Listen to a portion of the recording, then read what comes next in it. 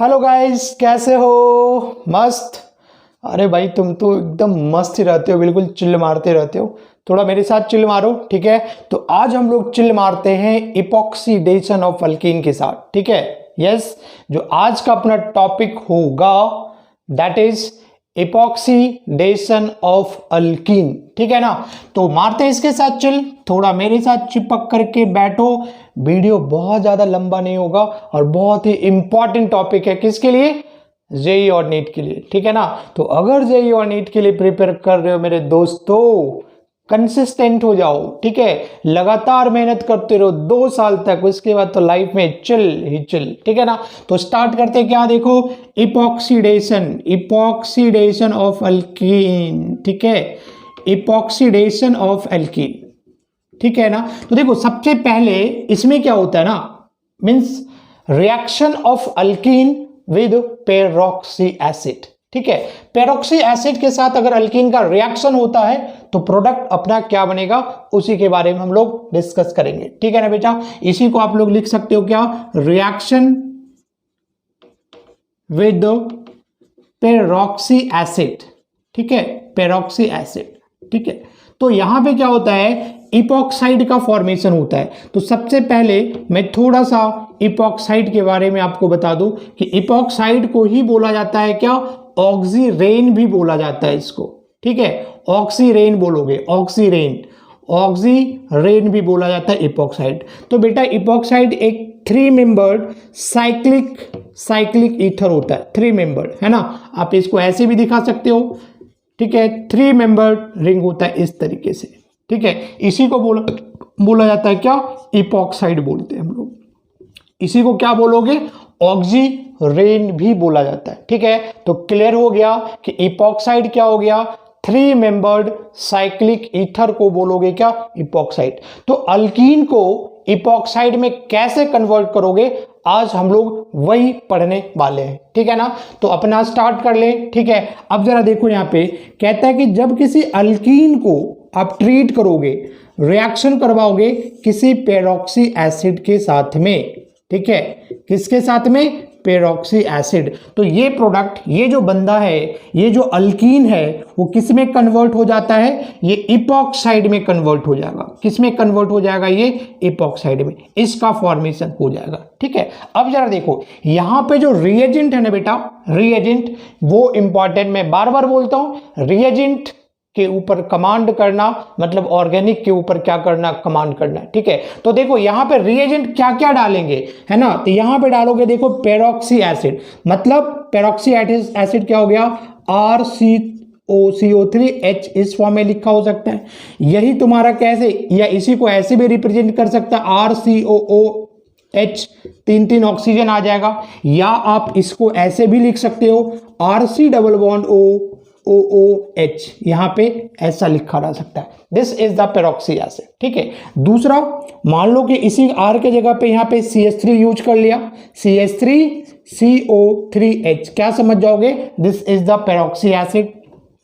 तीसरा रिएजेंट जो ज्यादातर यूज होता है, CF3, समझ में आ रहा है ना, CF3। उसके बाद यहां पे क्या लिखोगे, CO3H, कॉमनली जो यूज रिएजेंट होता है, इसको भी याद रखो। और चौथा मैं एक यहां पे लिख रहा हूं क्या, MCPBA, है ना? ये रिएजेंट ध्यान में रखोगे।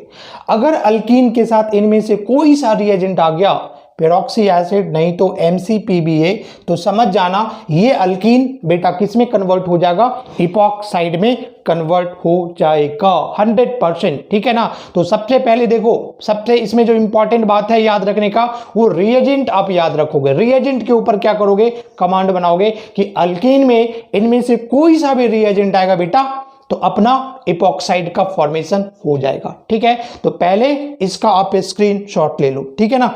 जल्दी से पहले आप इसका स्क्रीनशॉट ले लो, उसके बाद हम आगे की कहानी लिखते हैं, ठीक है?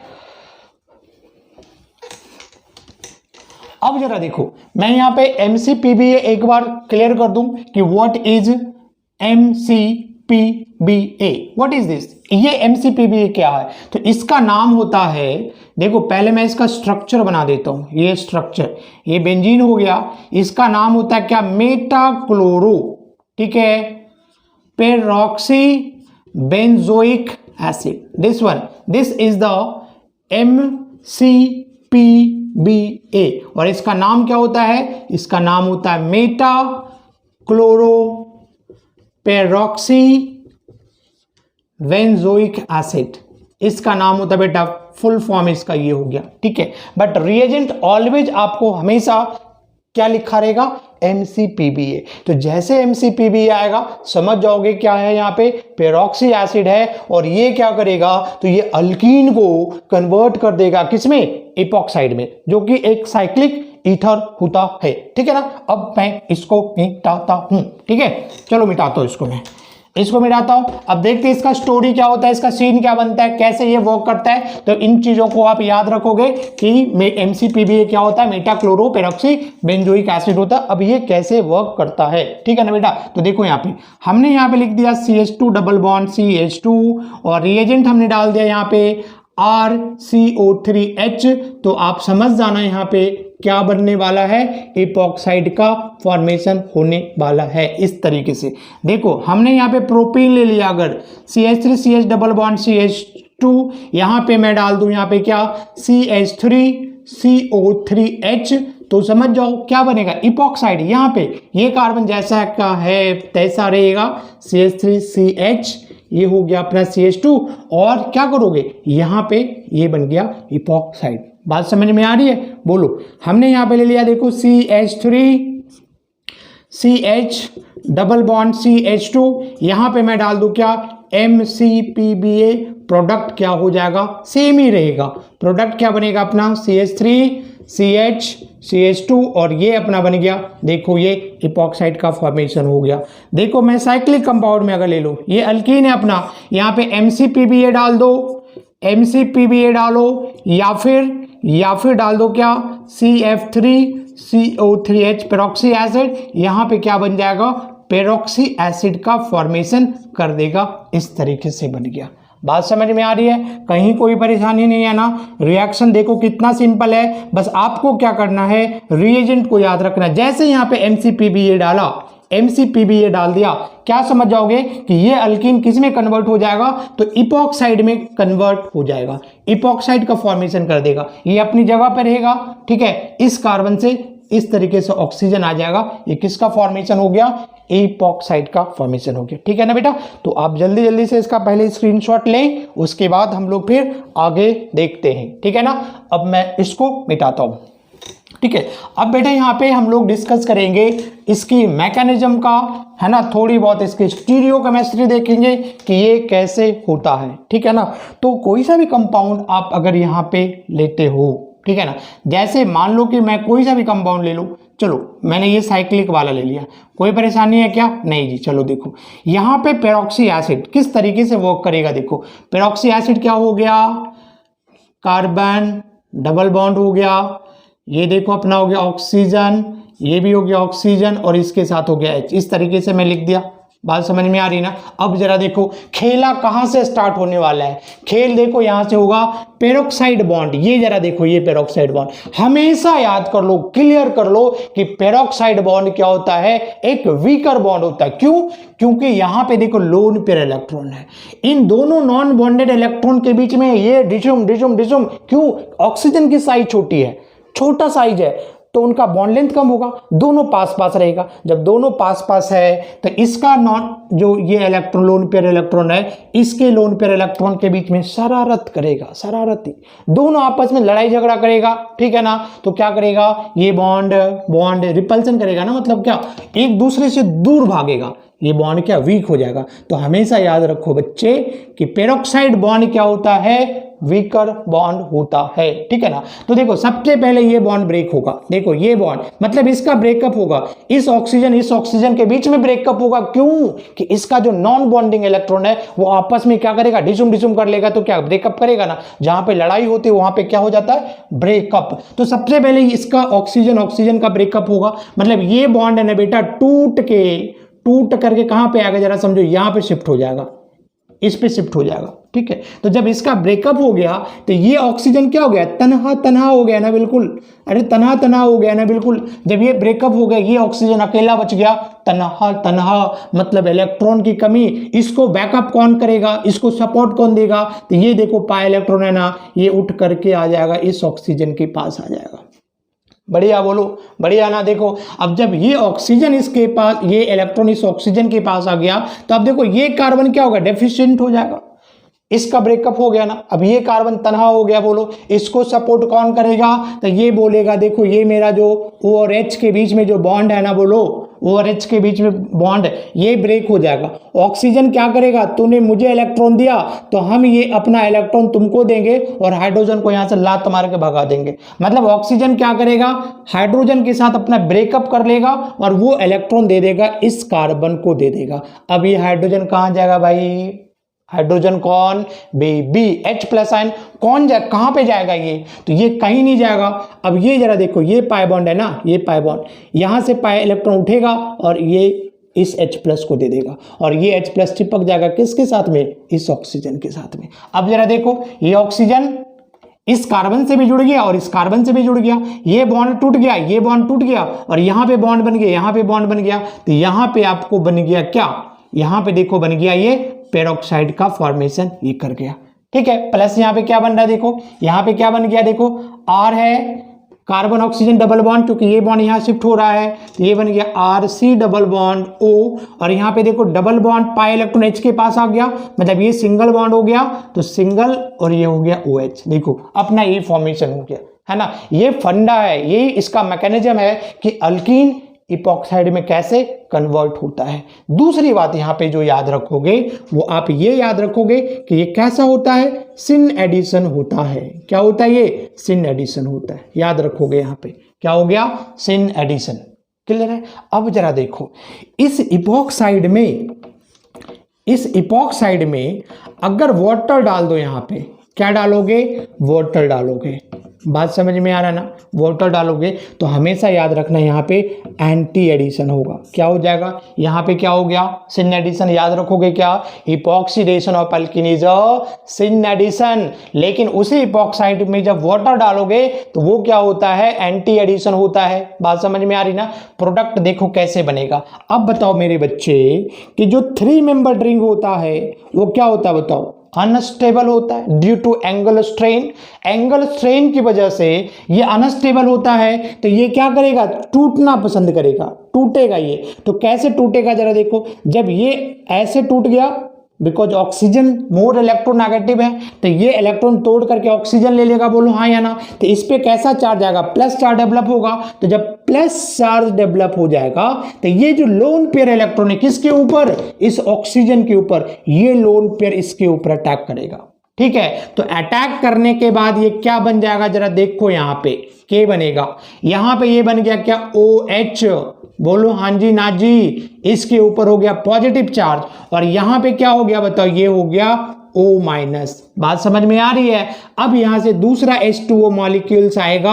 अब यहाँ पे कैसा बिहेव करेगा, ये बेस के जैसा, और बेस को पसंद होता है बेबी, और बेबी कौन, तो H प्लस आयन। बिकॉज देखो ऑक्सीजन पे प्लस चार्ज है, इसका इलेक्ट्रॉन खींच लेगा क्योंकि इलेक्ट्रॉन, ऑक्सीजन तो वैसे ही इलेक्ट्रोनेगेटिव एलिमेंट है, ऊपर से अगर उसके ऊपर पॉजिटिव चार्ज आ गया तो और भी खतरनाक इलेक्ट्रोनेगेटिव हो जाएगा। वो ये क्या करेगा, इसका इलेक्ट्रॉन खींच लेगा, जो OH बॉन्ड है ना, इलेक्ट्रॉन खींच लेगा और यहां से किस फॉर्म में निकल जाएगा बताओ, वो H प्लस के फॉर्म में निकलेगा और वापस H2O यहाँ पे H प्लस इसके पास आएगा, H3O प्लस बनेगा, वो वापिस इसको कर देगा। बात समझ में आ रही ना। तो एक तरीके से ऐसा समझ लो कि ये वाला जो H प्लस आयन है वो यहाँ पे आ जाएगा, तो अपना जो प्रोडक्ट बन जाएगा बच्चे वो क्या बनेगा, देखो ये बना OH और ये भी बन गया क्या, OH बन गया। बात समझ में आ रही है। देखो डायोल का फॉर्मेशन हो गया and must remember it is a anti addition. अब देखो एंटी एडिशन का चक्कर क्या है, अगर स्टीरियो केमिस्ट्री की अगर मैं बात करूं, स्टीरियो की बात कर लूं मैं, स्टीरियो केमिस्ट्री की, तो ये पे जरा देखो, जैसे यहाँ पे आगे इपॉक्साइड आ गया यहाँ पे जैसे, तो आप क्या समझोगे, H2O है, इसका स्टीरियो केमिस्ट्री एंटी, इसका मतलब जो यहाँ पे OH जो बन रहा है एंटी का मतलब क्या हो गया बताओ यहाँ पे कि अगर एक आएगा कहाँ पे, वेज के ऊपर, तो दूसरा आएगा डैश के ऊपर, तो प्रोडक्ट क्या बनेगा, देखो दो दो कायरल सेंटर हो गए, दो दो कायरल सेंटर, पीओएस भी नहीं होगा, ये कंपाउंड ऑप्टिकल एक्टिव बनेगा। हाँ जी ना जी बोलो, ये कंपाउंड क्या बनेगा, ऑप्टिकल एक्टिव, ठीक है। और जो ऑप्टिकल कंपाउंड होता है वो तुम्हारा रेसिमिक मिक्सचर फॉर्म करता है। क्या फॉर्म करेगा, रेसिमिक मिक्सचर फॉर्म करेगा। 50% डी 50% एल कॉन्सेप्ट्स के अंदर घुस करके पूछेगा। ये तुम्हारा दे दिया प्रोडक्ट क्या होगा, तो प्रोडक्ट याद रखना कि जो भी ऑप्टिकल एक्टिव कंपाउंड हो गया मतलब उसका दो आइसोमर होगा, एक डी फॉर्म होगा दूसरा एल फॉर्म होगा, और अगर दोनों की अमाउंट 50-50% रहेगी तो वो क्या बना देगा बेटा, रेसिमिक मिक्सचर का फॉर्मेशन करेगा। तो अंदर घुस के पूछेगा, कॉन्सेप्ट्स क्लियर होना बहुत जरूरी है, ठीक है, नहीं तो फिर क्या फंस जाओगे। सेम क्वेश्चन दे देगा और चॉइस में ऐसे आसान सा फुद्दू सा दे देगा, ऑप्टिकल एक्टिव, रेसिमिक मिक्सचर, मेजो कंपाउंड वगैरह वगैरह, तो मेजो नहीं होगा, ये क्या बना देगा, रेसिमिक मिक्सचर बना देगा। क्लियर है, तो आप जल्दी से पहले इसका स्क्रीनशॉट ले सकते हो, ठीक है। उसके बाद हम लोग क्या कर रहे हैं भाई, चिल्ल मार रहे हैं, किसके साथ में, इपॉक्साइड के साथ चिल्ल मार रहे हैं, ठीक है। चिल्ल मारना ही तो लाइफ का मकसद है, पढ़ लिख लोगे पैसे कमाओगे तो लाइफ में क्या है, चिल्ल ही चिल्ल रहेगा। नहीं पढ़ोगे नहीं लिखोगे तो लाइफ में क्या हो जाएगी, कोई चिल्ल नहीं रहेगी, लाइफ थोड़ा सा कॉम्प्लिकेटेड हो जाएगा, गर्लफ्रेंड भी नहीं बना पाओगे, पैसा नहीं रहेगा गर्लफ्रेंड कहाँ से बनाओगे, रेड बुल पिलाने का पैसा ही नहीं रहेगा तो गर्लफ्रेंड बनेगी कहाँ से, बंदी तो ऐसे भाग जानी भाई। तो पहले पढ़ो उसके बाद बंदी, उसके बाद रेड बुल, सब कुछ मिलेगा भाई, पढ़ तो ले पहले पढ़ तो लो, उसके बाद तो सब कुछ लाइफ में। अब जरा देखो यहाँ पे, बात समझ में आई या नहीं आई, बोलो जल्दी से, बात समझ में आई ना। तो देखो भाई, जैसे मान लो कि मैंने ये कंपाउंड लिख दिया, ये कंपाउंड लिख दिया मैंने, ये देखो यहाँ पे डाल दिया मैंने क्या, CF3CO3H, पूछेगा X क्या बनेगा, बोलो हाँ या ना। तो X क्या बनेगा, फिर हमने H2O डाल दिया, पूछेगा Y क्या बनेगा, तो बना लोगे ना, कोई प्रॉब्लम नहीं, यहाँ पे बन जाएगा इपॉक्साइड। अच्छा, अगर स्टीरियो केमिस्ट्री से क्वेश्चन पूछ दिया कि ये जो प्रोडक्ट बनेगा ये क्या होगा, ये क्या होगा, क्या होगा, ये बात समझ में आ रही ना, पूछ सकता है ऐसा, क्या बन सकता है ऐसा, ठीक है ना। तो कुछ भी, तो यहाँ पे अपना बन जाएगा, अपना बन जाएगा, क्या बनेगा, इपॉक्साइड बन गया इस तरीके से। इसके अंदर पानी डाल दिया मतलब X हो गया, और जब Y आएगा वो सिंपल स्टीरियो केमिस्ट्री नहीं पूछेगा तो OH लगा दोगे, ये अपना हो गया क्या, Y हो गया। क्लियर है बेटा, बोलो बोलो बोलो बोलो। जैसे मान लो मैं एक क्वेश्चन यहाँ पे ले लिया, मैं यहाँ पे लिख लूँ हेक्स 3इन को, इसमें मैंने डाला क्या, MCPBA डाला, ठीक है, तो प्रोडक्ट A बन गया। अब यहाँ पे पानी डाल दिया, इसमें पूछा प्रोडक्ट B है। अब अगर आपको चॉइस बता दे कि A is the meso compound, थोड़ा एडवांस की बात कर रहा हूँ, एडवांस, A मेजो कंपाउंड और B रेसिमिक मिक्सचर, या ये रेसिमिक मिक्सचर ये मेजो कंपाउंड, क्या हो सकता है, ऐसे क्वेश्चन भी पूछ सकता है। तो जरा देखो यहाँ पे हेक्स 3इन अगर मैं बनाऊं यहाँ पे, तो C डबल बॉन्ड, बोलो हाँ जी ना जी, HH हो गया, एथे लगा दो C2H5 और एथे भी लगा दो C2H5, यहाँ पे डाला MCPBA, प्रोडक्ट क्या बन जाएगा, बोलो इपॉक्साइड का फॉर्मेशन होएगा नहीं होएगा, होएगा, ठीक है, क्या होएगा, इपॉक्साइड का फॉर्मेशन होएगा इस तरीके से। बात समझ में आ रही है। यहाँ पे आपका H हो गया, मान लो इस तरीके से वेज डैश पे अगर मैं लगा दूं C2H5, यहाँ पे भी वेज पे C2H5, तो हाइड्रोजन किस पे आ जाएगा बताओ, डैश पे आएगा क्या, यहाँ पे भी हाइड्रोजन डैश पे आएगा क्या। अब देखो ये जो कंपाउंड है ना बेटा, ये तुम्हारा होगा मेजो कंपाउंड, बोलो यहाँ से ऐसे ऐसे, ये कार्बन और ये कार्बन दोनों कायरल है, दोनों कायरल हो जाएगा। बात समझ में आ रही नहीं आ रही, ठीक है, तो ये कंपाउंड हो जाएगा आपका क्या, मेजो कंपाउंड हो जाएगा, ठीक है। बट अगर इसी में पानी डालोगे, ऊपर वाला देखो मिटाता हूँ, ऊपर वाला अगर मैं मिटाता हूँ, यहाँ पे देखो ऊपर वाला मिटा दिया, ऊपर वाले से मैं डरूं, देखो अब यहाँ पे अगर इसमें क्या डाला था आपने, इसमें क्या डाला, पानी डाल दिया, तो एंटी एडिशन होगा, यहाँ पे एंटी याद रखोगे तो ये सिंपल क्या हो जाएगा बताओ, ये कार्बन ऐसा है बोलो, ठीक है, यहाँ पे मान लो यहाँ पे C2H5 ऐसा हो जाएगा, है ना। अगर एक OH यहाँ पे आया तो दूसरा OH अपोजिट साइड पे जाएगा, इस तरीके से। बात समझ में आ रही ना, बोलो, इस तरीके से जाएगा। तो ये कंपाउंड देखो क्या हो जाएगा, बताओ, ये कंपाउंड क्या बनेगा, ऑप्टिकल एक्टिव, अपोजिट साइड है, ये में जो नहीं है, तो यहाँ पे ये कंपाउंड क्या बनेगा, रेसिमिक मिक्सचर का फॉर्मेशन करेगा। बात समझ में आ रही है। जैसे ही ऑप्टिकल एक्टिव आया समझ जाओगे वहां पे क्या, रेसिमिक मिक्सचर का फॉर्मेशन होने वाला है बेटा, ठीक है। तो इस तरीके से आप क्या कर सकते हो, क्वेश्चंस को सॉल्व कर सकते हो बड़े आराम से, बड़े प्यार से, चाहे वो नीट क्वेश्चन में पूछ दे या फिर जेई वगैरह में पूछ दे, कॉन्सेप्ट क्लियर है तो आप बड़े आराम से बना सकते हो, कहीं कोई तकलीफ होने वाली नहीं है। कॉन्सेप्ट्स को हम लोग क्या करते हैं, फोकस ऑलवेज करते हैं, ठीक है। अब देखो दूसरा, अगर रिएक्टिविटी पूछ दिया, है ना, रिएक्टिविटी का अगर ऑर्डर पूछ दिया तो हमेशा याद रखना कि जो अल्कीन में जो रिएक्शंस, हमने अभी जितने सारे रिएक्शंस पढ़ा है, HCl का एडिशन हो या फिर हाइड्रोजन का एडिशन हो या फिर हमने हाइड्रेशन ऑफ एल्कीन पढ़ा है या ऑक्सीमर्क्यूरेशन डिमर्क्यूरेशन पढ़ा है, जितने सारे रिएक्शंस पढ़े हैं सारे एग्जाम्पल है किसका, इलेक्ट्रोफिलिक एडिशन रिएक्शंस का एग्जाम्पल्स है। अल्कीन में जो रिएक्शंस होता है, अल्कीन में जो रिएक्शंस होता है कैसा होता है, वो इलेक्ट्रोफिलिक एडिशन रिएक्शन होता है, ये आपको पता होना चाहिए। बात समझ में आ रही ना, बोलो। तो अगर रिएक्टिविटी, जैसे मान लो कोई क्वेश्चन ऐसा दे दिया कि कोई एक अल्कीन है, उसको हमने ट्रीट करवाया किसके साथ में, MCPB या एनी पेरोक्सी एसिड, और 3-4 अल्कीन दे दिया, क्वेश्चन में पूछेगा रिएक्टिविटी का ऑर्डर क्या है। बात समझ में आ रही ना। तो जैसे मान लो कि बेटा हमने ये ले लिया, देखो CH2 डबल बॉन्ड CH2 ले लिया, ठीक है। दूसरा हमने ये ले लिया CH3 CH double bond CH2 ले लिया।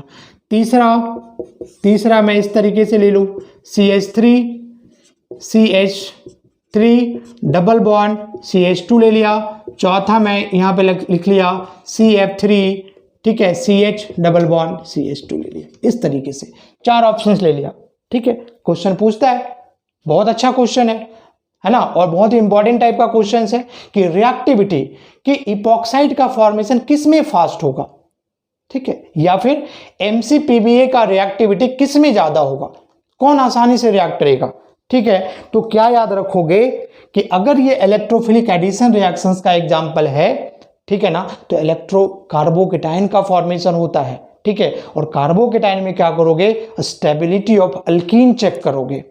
समझ में आ रहा है ना, समझ में आ रहा है। अरे कार्बोकेटाइन फॉर्म हो रहा है तो जो ज्यादा स्टेबल कार्बोकेटाइन होगा वही करेगा, रिएक्टिविटी उसकी फास्ट होगी ना। तो इसमें हम लोग क्या चेक करेंगे, स्टेबिलिटी को चेक कर लो।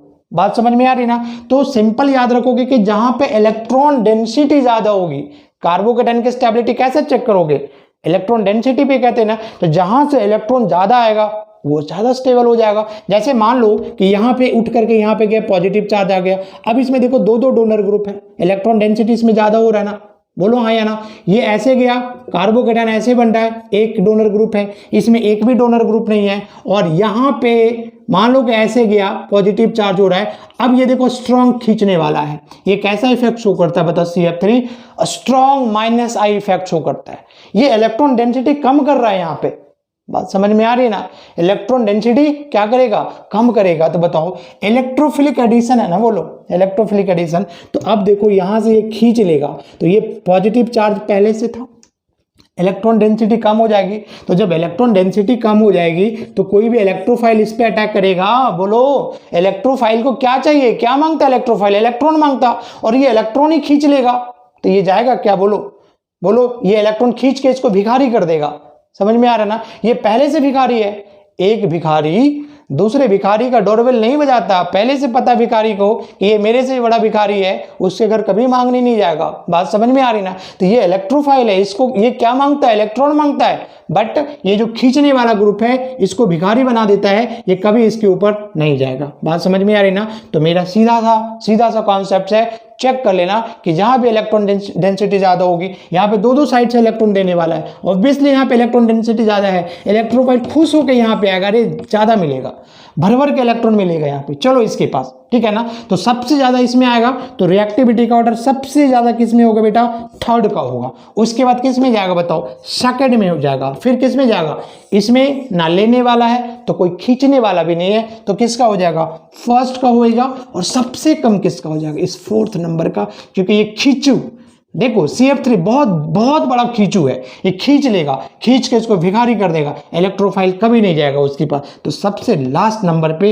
ये आपका चला आएगा। बात समझ में आ रही ना? इपॉक्साइड का फॉर्मेशन देख रहे हो, अल्कीन की फॉर्मेशन देख रहे हो, बहुत अच्छे से कर लोगे ना, ठीक है। अब देखो यहाँ पे एक क्वेश्चन और मैं बताता हूँ, ठीक है ना। चलो मिटाओ मैं इसको, समझ में आ गया आपको, ठीक है। तो रिएक्टिविटी अल्कीन बड़े आराम से कर लोगे, क्या चेक कर लोगे, इलेक्ट्रॉन डेंसिटी चेक कर लेना, काम हो जाएगा, बल्ले बल्ले यू, ठीक है ना। अब जैसा देखो दूसरा ही क्वेश्चन है, मान लो कि देखो मैंने ये क्वेश्चन लिखा, एक क्वेश्चन मैंने ये दे दिया, ठीक है, ये कन्वर्ट हो रहा है किसमें, इसमें, ठीक है, वेज के ऊपर लगा दिया एंड नाउ डैश OH, ठीक है।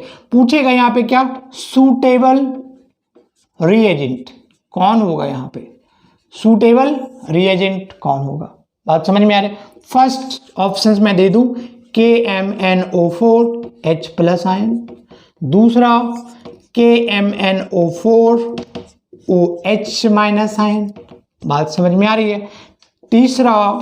तीसरा मैं इस तरीके से लिख दूं CF3 CO3 H और यहाँ पे H2O समथिंग ऐसा कर दूं, चौथा कुछ भी कर दूं, नन कि कोई सा भी नहीं होगा, है ना। तो समझ जाना, इसके ये डालेंगे इपॉक्साइड बनेगा, वाटर डालेंगे कहाँ पे आएगा, एंटी का मतलब वेज डैश पे आएगा, तो आपका सूटेबल क्या हो जाएगा, यहाँ पे हो जाएगा, ठीक है। तो बल्ले बल्ले हो गया ना। तो बेटा ये अपना था क्या, इपॉक्साइड ऑफ अल्कीन, ठीक है। समझ में आता तो कमेंट जरूर करो, और अगर आप हमारे चैनल पे न्यू हो सब्सक्राइब करो यार, ठीक है ना। और बहुत जल्द मिलते हैं हम लोग क्या नेक्स्ट वीडियो में। Thanks for watching, bye bye.